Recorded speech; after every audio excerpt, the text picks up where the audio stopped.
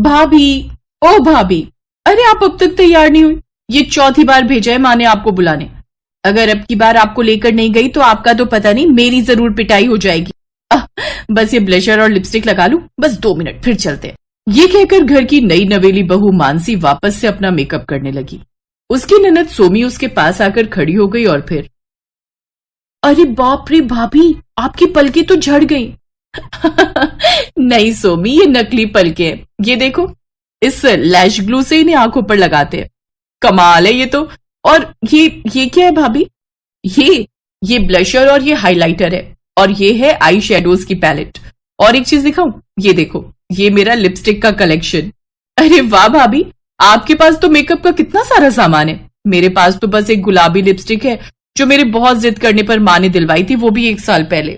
अरे पर ऐसा क्यों? तुम्हारी उम्र में तो लड़कियां कितना मेकअप करती हैं। हाँ, लेकिन माँ को मेकअप बिल्कुल भी पसंद नहीं, न खुद करती हैं और न मुझे करने देती हैं। ओहो, चलो कोई बात नहीं।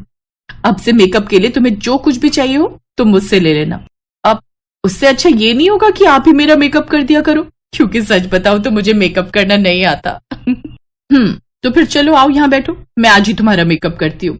और इसके बाद सोमी चहकते हुए कुर्सी पर बैठ गई और मानसी भी बड़े मन से उसका मेकअप करने लगी। लेकिन इस सब में ये दोनों भूल ही गईं कि बाहर मानसी का इंतजार हो रहा था। जब काफी देर तक सोमी मानसी को लेकर बाहर नहीं आई तो सोमी की माँ कल्याणी खुद मानसी के कमरे में आई और वहां का नजारा देखकर उनका पारा 7वें आसमान पर चढ़ गया। सोमी, तुझे किसने भेजा था यहाँ ये लिपापोती करवाने के लिए? माँ मैं वो बस अब थोड़ा सा, मतलब बस ऐसी। माँ जी, आप सोमी पर नाराज मत होइए, इसे मैंने ही रोक लिया था। शायद आपने इसे ध्यान से नहीं देखा। देखिए ना, सिर्फ हल्के से मेकअप में कितनी सुंदर लग रही है। सुंदर? 1 नंबर की भूतनी लग रही है, बिल्कुल तेरी तरह। ए सोमी, जा सबसे पहले मुंह धोकर आ और फिर सबका चाय नाश्ता दे। अपनी माँ की फटकार सुनकर सोमी सहम गई और चुपचाप मुंह धोने के लिए चली गई। उसके वहां से जाते ही कल्याणी ने मानसी से कहा, खबरदार जो आइंदा कभी मेरी बेटी को अपने जैसा बनाने की कोशिश की तो। क्यों माँ जी, मेरे जैसा बनने में क्या बुराई है? कोई एक बुराई हो तो बताऊं भी। घर के सारे काम छोड़कर ये लाली लिपस्टिक लगाने में लगी रहेगी, तब तो बस गई इसकी गृहस्थी। तुम्हारा क्या है, बड़े बाप की बेटी हो तो जितना चाहे खर्च करती होगी अपने इन लाल पीले नीले डिब्बों पर। लेकिन हमारे घर की लड़कियों को हमने हमेशा से यही सिखाया है कि जितनी चादर हो उतने ही पांव पसारने चाहिए। लेकिन माँ जी, बस, मुझे तुमसे बहस करने का कोई शौक नहीं है। बाहर मोहल्ले की औरतें घंटे भर से इंतजार कर रही हैं। अगर फुर्सत मिल जाए तो दिखा आना उन्हें भी अपना ये रंग बिरंगा मुंह, वरना तो कुछ देर में वो वापस चली ही जाएंगी। ये कहकर कल्याणी वहां से चली गई और उसके पीछे पीछे मानसी भी घूंघट डालकर बाहर आ गई। कल्याणी के 2 बच्चे थे, बड़ा बेटा विनेश और छोटी बेटी सोमी। विनेश और मानसी एक ही कॉलेज में पढ़ते थे और वहीं पहले दोस्ती, फिर प्यार और फिर शादी का फैसला दोनों ने एक साथ किया। कल्याणी हमेशा से इस रिश्ते के खिलाफ थी, क्योंकि उसे लगता था कि अमीर घर की लड़की उसकी छोटी सी गृहस्थी को संभाल नहीं पाएगी और ना ही विनेश उसके नखरे उठा पाएगा। दूसरी तरफ मानसी की सोच इससे बहुत अलग थी। मानसी, मैंने तुमसे पहले ही कहा था कि माँ के साथ तुम एडजस्ट नहीं कर पाओगी। हर बात पर ताने मारने की आदत है उनकी। देखा नहीं सोमी बेचारी को कैसे डरा धमका कर रखती है। मेरी मानो तो हम अभी से ही। नहीं विनेश, हम माँ जी और सोमी को छोड़कर कहीं नहीं जाएंगे। तुम खुद ही सोचो, हमारे अलावा उनका है ही कौन? बस यही सोचकर मैं भी चुप रह जाता हूँ। तुम्हें पता है मानसी, माँ हमेशा से ऐसी नहीं थी।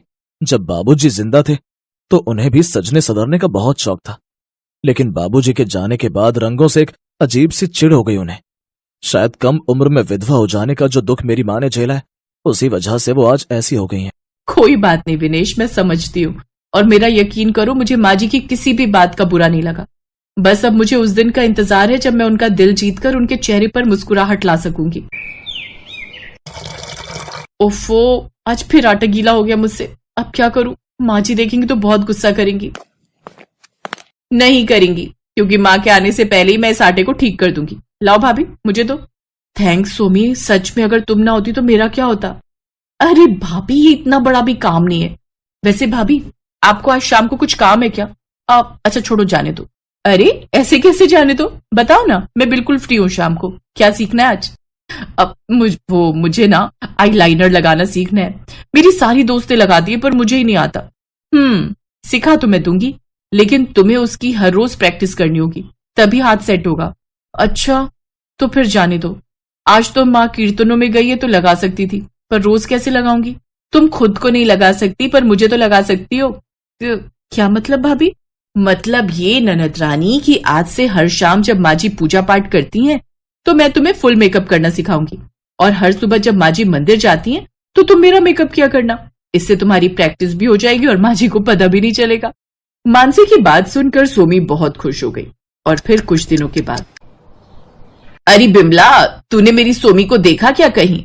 हाँ देखा ना, तेरी बेटी को भी और तेरी बहू को भी। वो नुक्कड़ पे जो ब्यूटी पार्लर है उसी तरफ जाते देखा था दोनों को। अब बुरा मत मानना कल्याणी, दुनिया भर की बहुएं अपने ससुराल के रंग में रंग जाती हैं, लेकिन तेरे यहाँ तो उल्टी गंगा बह रही है। जैसी भाभी थी अब ननद भी वैसी ही बनती जा रही है। कल्याणी के लिए अब एक एक पल भारी हो रहा था। वो आज सोमी और मानसी दोनों पर बरसने वाली थी। और फिर उन दोनों के घर आते ही, आ गई महारानी। सोमी, आज तो तू नहीं बचेगी, लेकिन उससे पहले जरा मैं इसके दिमाग ठिकाने लगा दूं। क्यों री, तुझे कहा था ना मैंने कि मेरी बेटी से दूर रह, लेकिन तू नहीं मानी। बता बता क्यों लेकर गई थी इसे ब्यूटी पार्लर? हैं, अपने जैसा बनाना चाहती है इसे भी। माँ चुप हो जाओ, तुम्हें कुछ नहीं पता। चुप हो जा सोमी, वरना तेरी टांगे तोड़ दूंगी। तेरी हिम्मत कैसे हुई मुझसे पूछे बिना इसके साथ जाने की? क्योंकि उसका जाना जरूरी था माँ, और ये दोनों ब्यूटी पार्लर नहीं बल्कि मेरे साथ सोमी के एडमिशन के लिए गई थी। एडमिशन? सोमी का? कहाँ? और मुझे इस बारे में कुछ क्यों नहीं बताया? क्योंकि अगर तुम्हें बता देते तो तुम सोमी को कभी जान ही नहीं देती।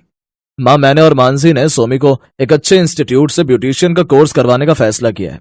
नहीं, कोई जरूरत नहीं फालतू पैसे बर्बाद करने की। और ये सब करके क्या करेगी सोमी? तेरी बीवी के जैसी बनेगी। नहीं माँ जी, सोमी मेरे जैसी नहीं बल्कि मुझसे कहीं बेहतर बन सकती है। ये देखिए, शहर में पिछले महीने जो मेकअप कंपटीशन हुआ था उसमें सोमी फर्स्ट आई है। बड़े बड़े मेकअप आर्टिस्ट को पीछे छोड़ दिया इसने, वो भी तब जबकि इसके पास कोई प्रोफेशनल डिग्री नहीं है। और तभी उसके हाथों को थामते हुए सोमी ने कहा, माँ, मैंने ये सब आपसे छुप कर किया, उसके लिए मुझे माफ कर दो। लेकिन सच तो यह है माँ कि मैं भाभी जैसी कभी बन ही नहीं सकती, क्योंकि वो लाखों में एक है। वो मेरी भाभी भी हैं, दोस्त भी हैं, और शायद वैसी माँ भी जिसकी मुझे हमेशा से जरूरत थी। सोमी के शब्दों ने इस बार कल्याणी के दिल को झकझोर दिया और उसे अब अपनी गलती का एहसास था। उसने सोमी के सिर पर प्यार से हाथ फेरा और फिर आंखों में शर्मिंदगी लेकर मानसी की तरफ हाथ जोड़ लिए, क्योंकि वो समझ गई थी कि उसके घर के लिए मानसी से अच्छी बहू और कोई हो ही नहीं सकती थी।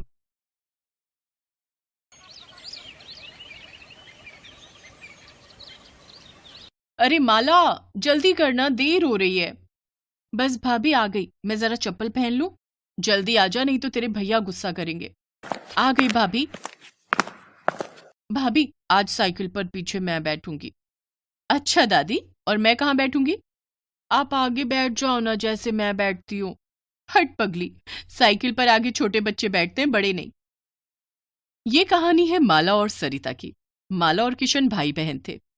कुछ साल पहले एक हादसे में माला के माता पिता की मौत हो गई। तभी से किशन ने माला की सारी जिम्मेदारी उठा ली। माला को माँ और भाभी का प्यार मिले, इसलिए किशन ने सरिता से शादी कर ली। सरिता ने भी माला को अपनी बेटी ही मान लिया। वो माला पर जान छिड़कती थी। उस दिन किशन, माला और सरिता गांव में ही एक शादी में जा रहे थे। फिर शादी में खाना खाते हुए, भाभी, ये दुल्हन ने क्या पहना हुआ है? ये लहंगा है। अब तेरे पास भी तो है वो हरा वाला। नहीं, लेकिन ये तो उसके जैसा बिल्कुल नहीं है। क्योंकि ये दुल्हन का लहंगा है और बहुत महंगा भी आता है। अच्छा, तो कितने का मिलता है ये वाला लहंगा भाभी? अरे तू ऐसे क्यों पूछ रही है? जब मेरी शादी होगी ना तो आप मुझे ये लेकर दोगी। हाँ हाँ, क्यों नहीं दूंगी। मेरी लाडो दुल्हन बनकर कितनी सुंदर लगेगी। कितनी अच्छी हो भाभी आप। रुको, इसी बात पर मैं आपके लिए एक और रसगुल्ला लेकर आती हूँ। अच्छा, चंट कहीं की। माला और सरिता जिस शादी में गए थे वो गांव के जमींदार की बेटी की शादी थी। जमींदार के पास पैसों की कमी तो थी नहीं, इसलिए उसने अपनी बेटी के लिए शहर से बहुत ही महंगा ब्राइडल लहंगा सिलवाया था। पर यह बात छोटी माला को कहाँ समझ आती, लेकिन सरिता के दिमाग में ये बात घर कर गई थी। घर लौटते हुए साइकिल के आगे बैठी माला अपने भैया के साथ ढेर सारी बातें करती रही और साइकिल पर पीछे बैठी सरिता बस यही हिसाब लगा रही थी कि उसे हर महीने कितने पैसे जोड़ने होंगे ताकि माला की शादी तक वो उसके लिए एक अच्छा लहंगा खरीद सके। वक्त गुजरता गया और फिर एक दिन, डॉक्टर साहब वो ठीक तो है ना? इन्हें सांप ने काटा है, जहर काफी फैल गया है। हमें इन्हें बचाने के लिए शहर से कुछ इंजेक्शंस मंगाने पड़ेंगे। आप एक काम करिए, 15,000 रुपए जितना जल्दी हो सके काउंटर पर जमा करा दीजिए। किशन जब खेतों में काम कर रहा था तभी उसे एक जहरीले सांप ने काट लिया था। उसके साथी उसे अस्पताल तो ले आए, लेकिन डॉक्टर ने ऐसी बात कह दी थी जिसके बाद सरिता सोच में पड़ गई। सरिता के पास पैसे थे मगर वो उसने माला के लहंगे के लिए बचा कर रखे थे, लेकिन इस वक्त किशन का इलाज ज्यादा जरूरी था। सरिता ने सारे पैसे अस्पताल में जमा कर दिए। इस तरह किशन की जान तो बच गई, लेकिन वो पहले से बहुत कमजोर हो गया। फिर डॉक्टर ने सरिता से कहा, देखिए इनकी जान तो बच गई है, लेकिन 3-4 महीने इनसे कोई भारी काम मत करवाना, ये झेल नहीं पाएंगे। इनकी सेवा करो और खूब खिलाई पिलाई भी करनी होगी। जी डॉक्टर साहब। उस दिन से सरिता पर घर चलाने की पूरी जिम्मेदारी आ गई। हालांकि अच्छी बात यह थी कि अब माला जवान हो गई थी, तो माला घर का काम देखती और सरिता बाहर जाकर एक फैक्ट्री में काम करने लगी। तभी एक दिन फैक्ट्री से लौटते हुए माला को रास्ते में एक बहुत बड़ी दर्जी की दुकान दिखी, जिसके बाहर बड़े सुंदर लहंगे टंगे हुए थे। सरिता जानती थी कि वो लहंगे बहुत महंगे होंगे और वो उसे खरीद नहीं पाएगी, लेकिन तभी उसे कुछ सूझा। नमस्ते सेठ जी। नमस्ते नमस्ते, बताओ क्या चाहिए? नहीं सेठ जी, मैं कुछ खरीदने नहीं आई हूँ, मैं तो काम मांगने आई हूँ। अच्छा, वैसे मेरे यहाँ एक मशीन खाली तो है। तुम्हें सिलाई आती है? आती तो नहीं है सेठ जी, पर राम कसम बहुत मेहनत करूंगी, जल्दी से जल्दी सीख लूंगी। चाहे तो मुझे आप पैसे मत देना, बस बढ़िया लहंगा सिलना सिखा देना। सरिता की आंखों में सच्चाई देखकर सेठ ने उसे काम पर रख लिया। अगले ही दिन से सरिता उस दुकान के काबिल दर्जियों से सिलाई सीखने लगी। वो सिलाई के काम के साथ साथ दुकान की साफ सफाई भी करती। उसकी मेहनत से सेठ बहुत खुश था। फिर ठीक 1 महीने बाद, हाँ भाई सरिता, कुछ सीखा तुमने? आज 1 महीना हो गया तुम्हें। जी सेठ जी, देखिए ये मैंने सिला है। सरिता के हाथों में एक बहुत ही प्यारा लहंगा था। उस लहंगे को देखकर सेठ बहुत खुश हुआ और फिर कुछ सोचकर बोला, सरिता ये तो बहुत बढ़िया है, मगर इसमें कढ़ाई का काम थोड़ा कम होना चाहिए था। उससे क्या होता है कि एक तो तुम्हारी मेहनत भी कम लगती और हम इसे थोड़ा सस्ता भी बेच सकते थे, और दूसरी बात की डिजाइन भी खिल कर आता। जी मैं आगे से ध्यान रखूंगी। ऐसे ही मेहनत करती रहो, और ये लो तुम्हारी पहली पगार।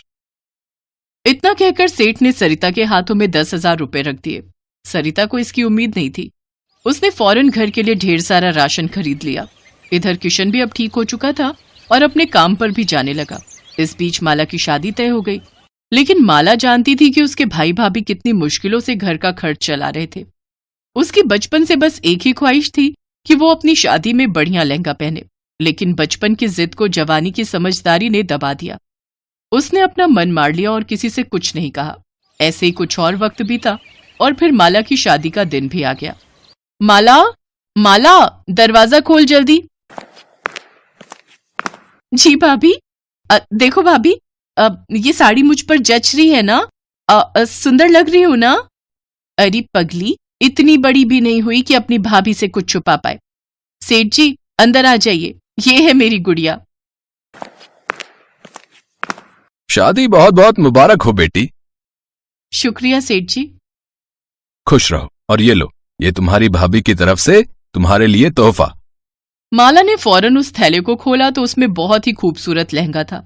माला कुछ न कह सकी, वो बस सरिता की तरफ देखकर रोई जा रही थी। और फिर, तुम्हें पता है बेटी, तुम शादी में बढ़िया लहंगा पहन सको, इसके लिए तुम्हारी भाभी ने मेरी दुकान पर काम करना शुरू किया।